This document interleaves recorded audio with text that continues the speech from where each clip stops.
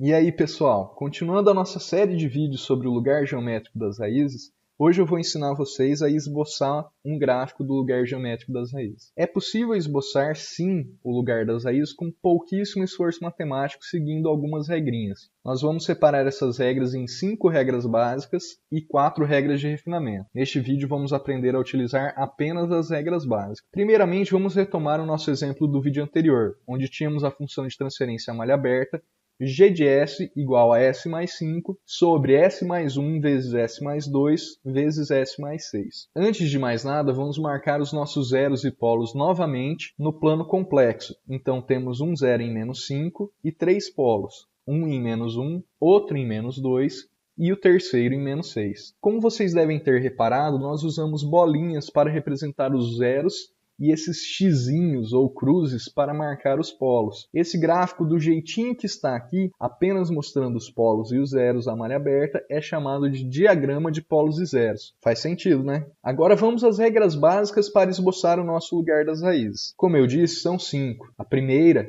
número de ramos. A segunda, simetria com relação ao eixo real. A terceira, segmento sobre o eixo real. A quarta, pontos de início e de término dos ramos.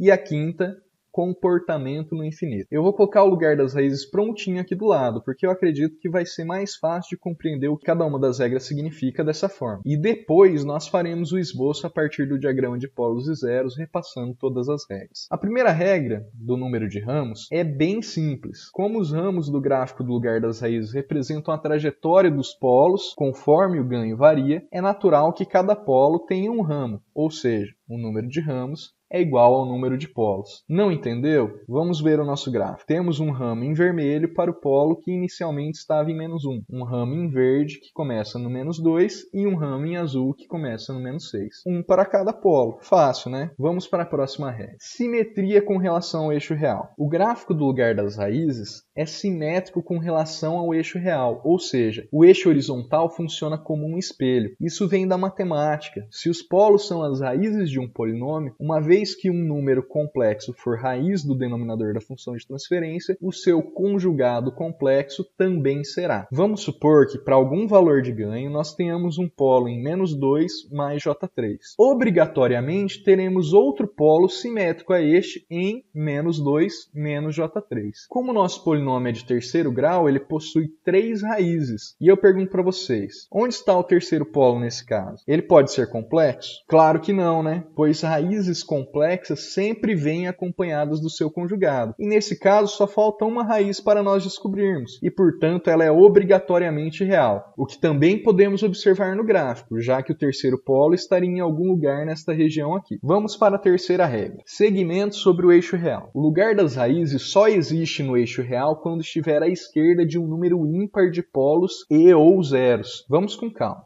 Quando eu digo um número ímpar, estou me referindo a uma quantidade ímpar de polos e ou zeros. Então é só contar. Vamos observar o gráfico mais uma vez. Aqui nós temos um polo. Um é ímpar. Então, para a esquerda desse polo, existe o lugar das raízes em cima do eixo real. Vamos continuar contando. Um polo, 2 polos. 2 não é ímpar. Então, passou para a esquerda desse segundo polo, não existe mais ramos sobre o eixo real. Simples, né? Vamos prosseguir.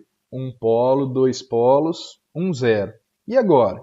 Conta da mesma forma. Passou para a esquerda desse zero, temos 3 polos e ou zeros. 3 é ímpar, então volta a existir sobre o eixo real. Por fim, quando passar para a esquerda desse polo em menos 6, teremos 4 polos e ou zeros. Portanto, sem segmento sobre o eixo real à esquerda desse carinha aqui. Vamos para a próxima regra. Pontos de início e de término dos ramos. Os ramos do gráfico do lugar das raízes começam nos polos e terminam nos zeros. Essa regra é só isso. Vejam o ramo em azul. Começa no polo e termina no zero. Mas vocês devem estar se perguntando, se só tem um zero, para onde é que os outros 2 polos estão indo? E é uma excelente pergunta. Para responder ela, vamos para a nossa última regra básica, a do comportamento no infinito. Esses polos e zeros que nós marcamos no gráfico são ditos finitos. Além deles, podemos dizer que essa função de transferência tem mais 2 zeros no infinito. E é para lá que os ramos dos polos menos 1 e menos 2 vão. Mas onde fica o infinito? Não sei. Mas o que nós sabemos é que conforme os ramos caminham para o infinito,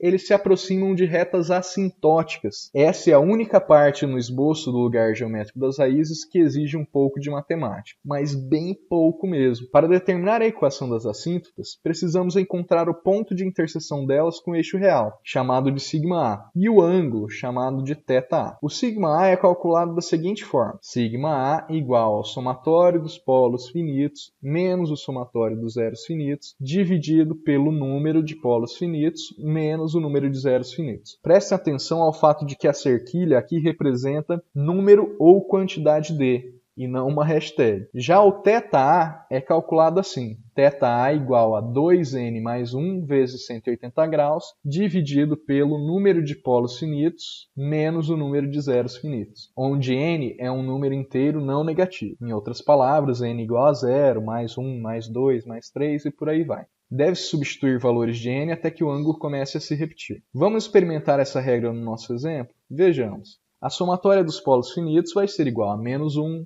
mais menos 2, mais menos 6, que é igual a menos 9. E a somatória dos zeros finitos simplesmente igual a menos 5. Já o número ou a quantidade de polos finitos é igual a 3 e a quantidade de zeros finitos é igual a 1. Então temos que sigma A é menos 9, o somatório dos polos finitos, menos 5, o somatório dos zeros finitos, dividido por 3 menos 1. Isso resulta em menos 4 dividido por 2, ou menos 2. E θA é igual a 2n mais 1 vezes 180 graus, dividido por 3 menos 1, ou 2n mais 1 vezes 90 graus. Para n igual a 0, temos que θA é igual a 90 graus. Para n igual a 1, temos que θA é igual a 270 graus ou menos 90 graus. Para n igual a 2, temos θA igual a 450 graus, que é uma volta completa, 360 graus, mais 90 graus. Ou seja, o mesmo ângulo de quando n igual a 0. Começou a repetir, portanto, temos apenas duas assíntotas, ambas com interseção no eixo real em sigma A igual a menos 2, porém uma com ângulo de 90 graus e outra com ângulo de menos 90 graus. Então, voltando para o gráfico,